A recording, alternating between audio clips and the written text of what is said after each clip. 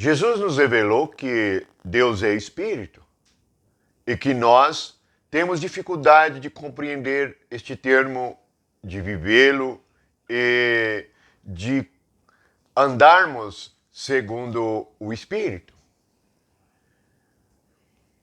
O apóstolo Paulo diz que onde está o Espírito do Senhor, aí a liberdade. A igreja começa com a vinda do Espírito. Filipe prega segundo a palavra do Espírito que é lhe dada. O Espírito até mesmo transporta Filipe para um outro lugar, carregando o seu corpo. O Espírito guia o apóstolo Paulo em suas missões.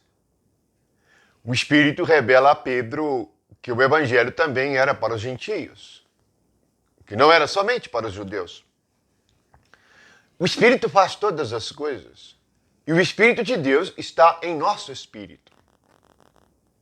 Em Tessalonicenses está revelado que nós temos esse espírito. Espírito, alma e corpo devem ser conservados íntegros. Portanto, o nosso espírito é a parte mais importante, pois é nele que acontece o testemunho. Em Romanos diz que o Espírito de Deus testifica com o nosso espírito. No início de Romanos, no capítulo 1, está escrito assim, versículo 9. Porque Deus, a quem sirvo em meu espírito, no evangelho de seu Filho, é minha testemunha de como incessantemente faço menção de vós, em todas as minhas orações, suplicando que, em algum tempo, pela vontade de Deus, me ofereça boa ocasião de visitar-vos. Portanto, quem via que Paulo estava orando pelos romanos? O Espírito de Deus. Onde esse Espírito de Deus está? No Espírito de Paulo. Leia com atenção e veja que o Espírito era o local onde Deus via a oração que Paulo fazia em sua alma. Ele orava com sua mente. Ele orava com seus pensamentos. Mas quem estava vendo era o Espírito de Deus.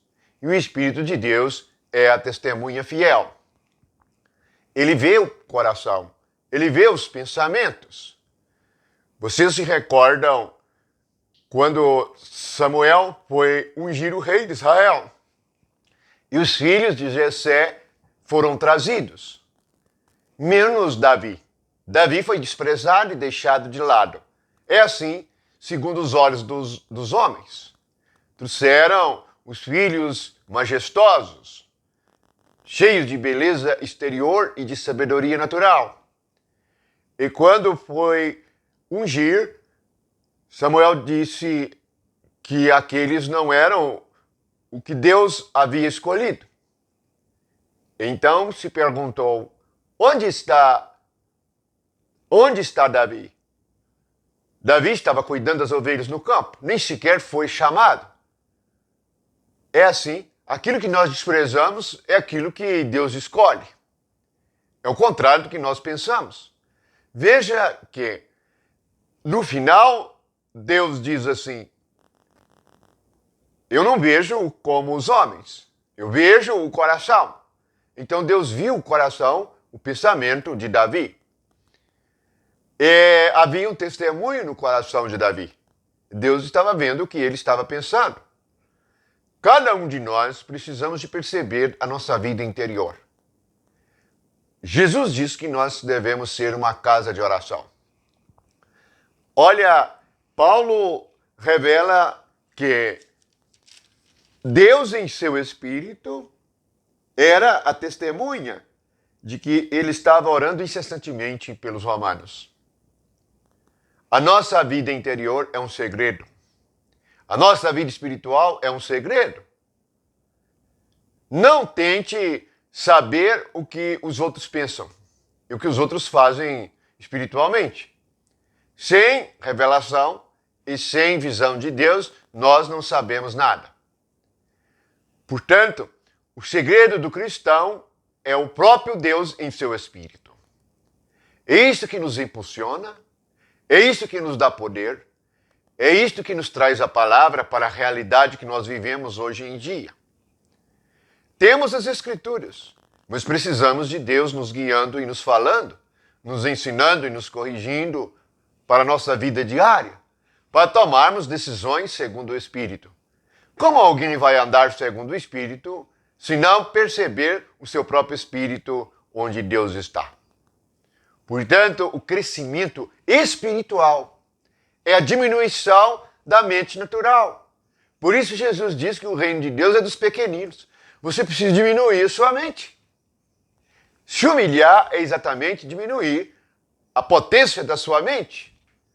O crer na sua mente, no seu raciocínio, na sua vida natural, sua sabedoria natural. O reino é dos pequeninos porque em nossa alma nós nos tornamos humildes. O que é se tornar humilde? É não saber nada de si mesmo. É não especular nada de si mesmo. Mas aprender a esperar no Senhor que está no nosso espírito. O Senhor estava vendo. Os romanos podiam pensar que Paulo estava demorando a ir até lá e os havia abandonado. Eles podiam especular muitas coisas a respeito dele. Mas na sua carta ele diz: Deus é testemunha do que eu estou orando por vocês. Muitas vezes, embora estejamos longe fisicamente, nós estamos intervindo ao Deus presente em nosso espírito por uma situação longe de nós. Para Deus não há espaço e não há tempo, não há distância. Portanto, no mundo espiritual, tudo é diferente do mundo material. Não traga para a sua vida interior as coisas do velho homem, que só percebem as coisas segundo a alma. Quando somos grandes e orgulhosos em nosso espírito, somos cheios de sabedoria, cheios de opiniões, cheios de conclusões a respeito de tudo.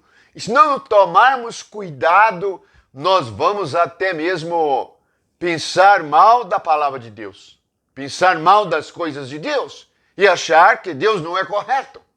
Podemos ser arrogantes interiormente desta maneira. Não estamos livres de passar por isto, por causa da nossa natureza caída. Mas o que devemos fazer é rejeitar tudo do velho homem, todos estes pensamentos, e seguir a palavra de João. Convém que ele cresça e eu diminua. Bem, o segredo é eu diminuir, isto é, eu me tornar como uma criança. A reunião da igreja deve ser a reunião das crianças de Deus, isto é, na alma, todos simples, todos pequeninos, recebendo as coisas do Espírito Santo. Os grandes e orgulhosos têm dificuldade de receber as coisas do Espírito Santo porque estão cheios de si mesmos.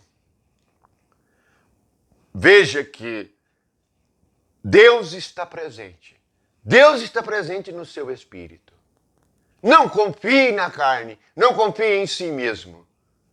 Diminua de tal maneira que na sua alma você seja um pequenino de Deus. E assim pode receber a mão do Senhor e ser guiado por ela. O testemunho de Deus está no nosso espírito. E Deus é testemunha de tudo o que pensamos, de tudo o que fazemos, de tudo o que oramos, de todo o nosso esforço espiritual, até por aqueles que abandonam, que rejeitam, que são frios em relação ao reino de Deus e o Evangelho. Que a graça do Espírito de Deus que está em seu espírito seja sempre com vocês. Sejam fortes e corajosos. Sejam perseverantes, pois nós receberemos o fruto de tudo o que nós fazemos. Bendito seja o nome de Jesus.